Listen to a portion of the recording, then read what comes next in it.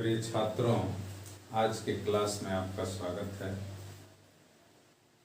आज की क्लास में हम सब मिल करके चर्चा करेंगे मेल रिप्रोडक्टिव सिस्टम यानी नर जनन तंत्र की संरचना क्या होती है और नर जनन तंत्र क्या होता है मनुष्य के अंदर, उस पर चर्चा करेंगे। पिछले वीडियो में हम आपको बताए थे मेल रिप्रोडक्टिव सिस्टम के पहले मनुष्य के अंदर रिप्रोडक्टिव सिस्टम यानी प्रजनन तंत्र मनुष्य में कैसा होता है, किस तरह की संरचना होती है। अब उसी कड़ी के तहत डीपली स्टडी किया जाएगा।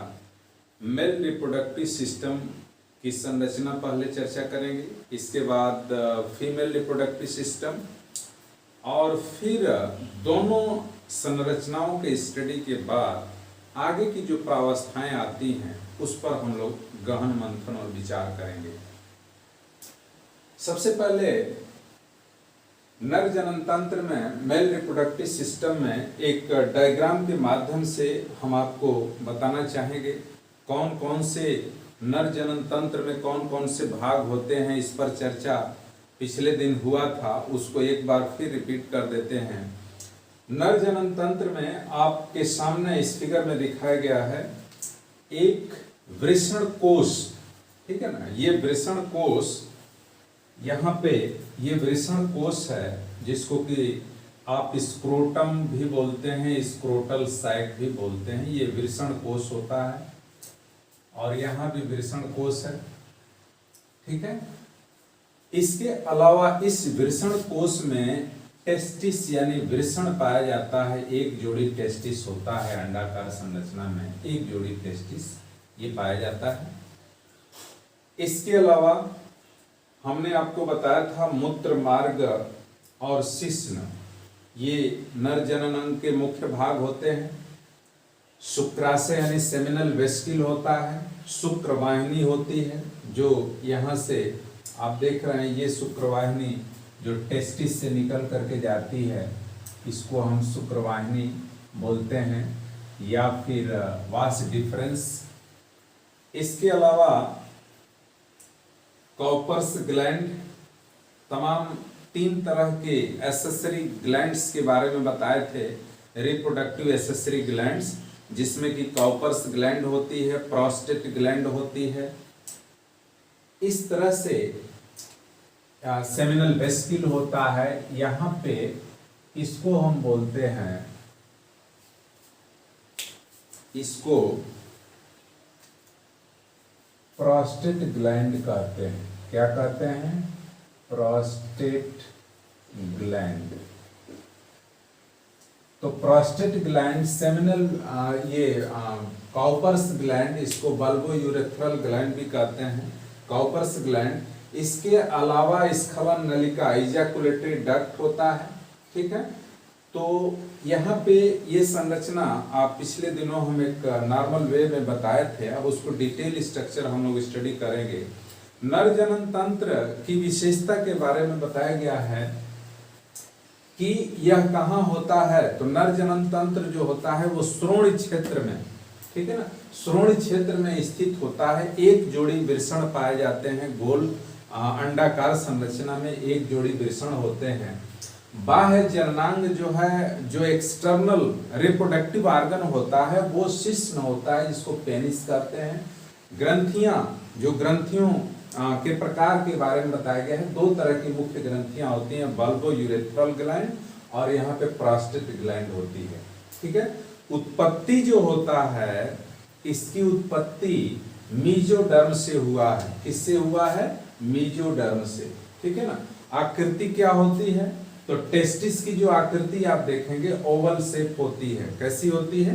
ओवल शेप होती है। साइज की बात करते हैं तो लेंथ जो होता है वो 4 से 5 सेंटीमीटर लंबा होता है और 2 से 3 सेंटीमीटर यह चौड़ा होता है। साथ ही साथ जो कलर है टेस्टिस का या वृषण का, वो पिंक गुलाबी रंग का होता है, ठीक है। ये कैसा होता है? पिंक या गुलाबी रंग का होता है। अब हम बात करेंगे वृषण के बारे में जो वृषण की स्थिति बताया गया है कि भ्रूणावस्था में वृषण का जो है वो विकास होता है और उदर के मतलब उदर के अंदर, ठीक है ना, उदर के निचले सतह पे जो है वो आपके टेस्टिस या अन्य जननांगों का जो विकास होता है, इसमें टेस्टिस की जब वृषण की बात करते हैं, एक जोड़ी वृषण होता है। इस वृषण के नीचे आप देखेंगे संयोजी उत्तक का आवरण होता है, संयोजी उत्तक का आवरण होता है। इसके नीचे कुछ मसल्स, स्मूथ मसल्स पाई जाती हैं जिनको हम डार्टोस की पेशी कहते हैं, ठीक है ना। ये वृषण कोश के अंदर जो है डार्टोस की पेशियां पाई जाती हैं जो संकुचन और शिथिलन में सहायक होती हैं। साथ ही साथ अगर वृषण कोश के अंदर या सुरक्षित आवरण में या बंद होता है वृषण, तो इस वृषण के अंदर, ठीक है ना, स्पर्मेटोजोआ या आप कह सकते हैं स्पर्म का निर्माण होता है। जो युग्मक बनते हैं वो इसी टेस्टिस के अंदर बनते हैं, ठीक है। दूसरी बात कि अगर हम एक टेस्टिस के अंदर की संरचना का स्टडी करेंगे तो एक टेस्टिस की जो संरचना होती है वो उसको इस फिगर में आपको दिखाया गया है, एक वृषण की संरचना के बारे में। यहाँ पे देखिए वृषण की संरचना जो उदर गुहा के अंदर यानी वृषण होता है और इस वृषण का जो निर्माण होता है वो उदर गुहा के अंदर होता है, लेकिन 7वें माह जब भ्रूण होता है उस भ्रूण में 7वें माह के बाद एक हार्मोन्स का सिक्रीशन होता है और इस हार्मोन के सिक्रीशन के बाद प्रेरित होकर के जो उदर गुहा के अंदर जो वृषण होता है वो उतर करके नीचे आ जाता है, निचले सतह पे आ जाता है, उदर गुहा से बाहर की तरफ आ जाता है और 7वें माह के बाद ये प्रक्रिया होती है, ठीक है। तो यहाँ पे उदर गुहा के बाहर जो ये वृषण है उसके पाए जाने का क्या तात्पर्य है, क्यों यह उदर गुहा के बाहर होता है, तो इसके बारे में बताया गया है कि देखिए उदर गुहा के बाहर रहने का कारण इसके टेम्परेचर का होता है, यानी शरीर के अंदर जो गुहा के अंदर जो टेम्परेचर होता है उसके अपेक्षा जो गुहा के बाहर जो टेम्परेचर है वो 2 से 3 डिग्री सेंटीग्रेड कम होता है, 2 से 3 डिग्री सेंटीग्रेड टेम्परेचर कम होता है और इसी कम टेम्परेचर के अंदर ही स्पर्म का निर्माण हो सकता है। अगर टेम्परेचर उदर गुहा के इक्विवेलेंट होगा तो वहां पे आपका स्पर्मेटोजेनेसिस या शुक्र जनन की जो प्रक्रिया होती है वो सुचारू रूप से नहीं हो सकती है। तो इसलिए टेम्परेचर जो है कम रखने के लिए उदर गुहा के बाहर जो टेस्टिस सैक होता है उस टेस्टिस सैक में ये टेस्टिस उतर करके नीचे चले आते हैं। हालांकि कुछ बच्चों में ये प्रॉब्लम आती है कि उदर गुहा में उदर गुहा से नीचे जो है वो टेस्टिस सैक में स्क्रोटल सैक में यानी वृषण कोश में वृषण नहीं उतर पाते हैं, तो ये जो है एक तरह की प्रॉब्लम्स होती है, एक तरह की बीमारी होती है और जिन बच्चों में नहीं उतरता है वो आगे उनका रिप्रोडक्टिव सिस्टम जो है वो सकुशल नहीं रह पाता है और वो बच्चे जो है सामान्य नहीं बल्कि असामान्य होते हैं। तो जिन बच्चों में इस तरह की क्रिया होती है कि वो वृषण कोश के अंदर ये वृषण नहीं उतर पाता है तो उसको क्रिप्टोटिज्म कहते हैं। क्या कहते हैं? क्रिप्टोचिडिज्म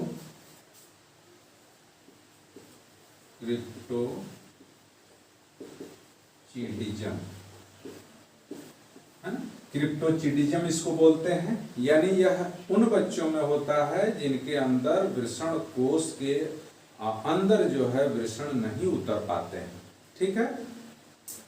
तो यहाँ पे हम बात किए कि टेस्टिस बाहर क्यों होता है, उदर गुहा से बाहर क्यों होता है, इस पर चर्चा हुई।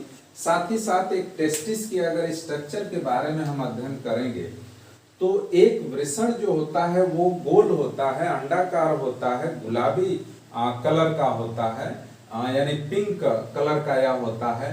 साथ ही साथ इस वृषण के अंदर, अच्छा ये जो वृषण होता है, इस वृषण के बाहर की तरफ जो वृषण कोश है, इस वृषण कोश के द्वारा जो है एक वंक्षण नाल का निर्माण होता है। किसका? वंक्षण नाल इसको बोलते हैं, इंज्यूनल कैनाल। क्या बोलते हैं इसको? इंज्यूनल कैनाल। और इस इंज्यूनल कैनाल के द्वारा ही इस वृषण कोश के अंदर या टेस्टिस तक पहुंचने के लिए जो वेन्स होती हैं, जो आर्टरी होती हैं, इसी रास्ते के माध्यम से जो है वो पहुंचती हैं और यहाँ तक सप्लाई होता है, ब्लड सर्कुलेशन की सप्लाई होता है। तो वृषण कोश जो होता है, इस वृषण कोश में वृषण स्थित होता है। साथ ही साथ अगर अंदर की संरचना की बात करेंगे तो जो वृषण की बाहरी लेयर होती है, ये आपका ट्यूनिका एल्बुजिनिया कहलाती है। क्या कहलाती है? Tunica albuginea. ये चारों तरफ आप देख रहे हैं, ठीक है। और इस ट्यूनिका एल्बुजिनिया के अंदर अगर देखा जाए तो शुक्र जनन नलिकाएं होती हैं जो कप शेप की स्ट्रक्चर बनाती हैं, और ये शुक्र जनन सेमिनिफेरस ट्यूब्यूल इनको बोलते हैं।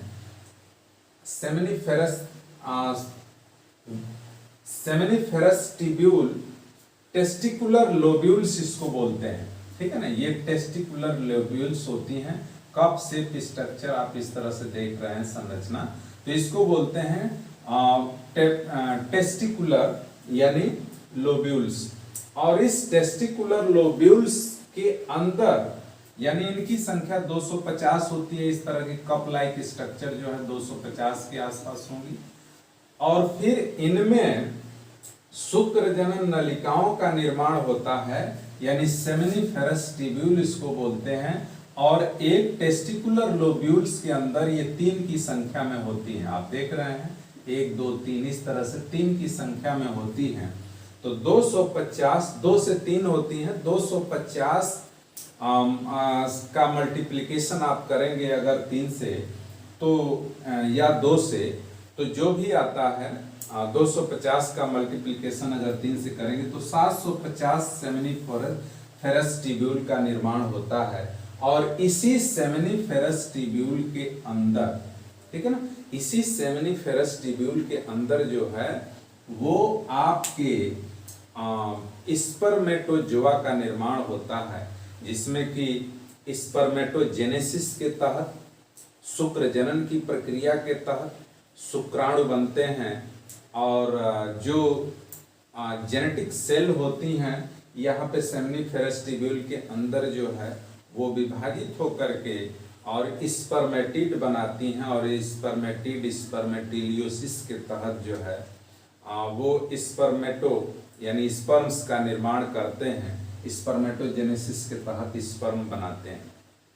तो टेस्टिस के अंदर स्पर्म बनता है, और यह टेस्टिस के अंदर जो स्पर्म बना है, कॉपुलेशन के समय जैसे ही ये आगे निकलता है तो शुक्रवाहिनी के थ्रू जो है ये आपका आ जाता है इस स्खलन नलिका में। ये स्खलन नलिका है, और इस स्खलन नलिका से होते हुए ये स्पर्म जो है मूत्र नली के द्वारा बाहर निकल जाते हैं।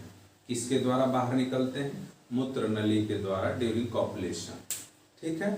दूसरी चीज यहाँ पे एक चीज और आपको बताया गया है कि वृषण उदरी गुहा में स्थित होता है। कुछ जंतुओं में वृषण जो होता है वो उदरी गुहा में स्थित होता है, जिनके नाम आपके सामने दिए गए हैं। वो वेल है, वेल मछली, वेल जो है स्तनधारी है, वेल एलिफेंट हाथी के अंदर, सील के अंदर, डॉल्फिन के अंदर और प्रोटोथीरिया के अंदर जो है वृषण ऑलरेडी जो है उदरी गुहा में स्थित होता है। लेकिन कुछ जंतुओं के अंदर वृषण कोश में न परमानेंट रह करके, बल्कि वो केवल रिप्रोडक्टिव टाइम के समय यानी जनन काल के समय यह वृषण कोश के अंदर जो है जनन काल के समय उतरते हैं, जिसमें कि आपका बैट है, रैट है और आटर है। तो कहने का तात्पर्य यह है कि कुछ जंतुओं के अंदर वृषण जो है उदरी गुहा में ऑलरेडी स्थित होता है, लेकिन कुछ जंतुओं में वृषण जो है केवल रिप्रोडक्टिव फेज के समय ही आपका उसमें आता है, जिसमें कि बैट, रैट और आटर आते हैं। दूसरी चीज कि यहाँ पे वृषण जो है ये रिप्रोडक्टिव सिस्टम के अंदर मेन आपका अंग होता है। तो आज हम चर्चा किए वृषण के बारे में, विशेष रूप से एक एक के बारे में स्टडी किया जाएगा। टेस्टिस फिर से एक बार देख लीजिए। टेस्टिस जो है वो आपका टेस्टिस सैक के अंदर गोल अंडाकार संरचना, 4 से 5 सेंटीमीटर लंबी, 3 से 4 सेंटीमीटर चौड़ी, ये 2 से 3 सेंटीमीटर चौड़ी और गुलाबी रंग का ये होता है। और साथ ही साथ 2 टेस्टिस पाए जाते हैं, टेस्टिस सैक के अंदर ये स्थित होते हैं। यहाँ पे प्रोस्टेट ग्लैंड और काउपर्स ग्लैंड 2 ग्रंथियों के बारे में हमने डिटेल्स में इसको आगे हम बताएंगे। आज बस इतना ही, इस फिगर को आप तैयार कर लेंगे। साथ ही साथ आने वाले समय में एक एक अंगों के बारे में हम डिटेल स्ट्रक्चर और उसका कार्य जो है आपको बताएंगे। और जितने भी इधर अंग जो दिए गए हैं सबके बारे में डिटेल होगा। आज बस इतना ही, धन्यवाद।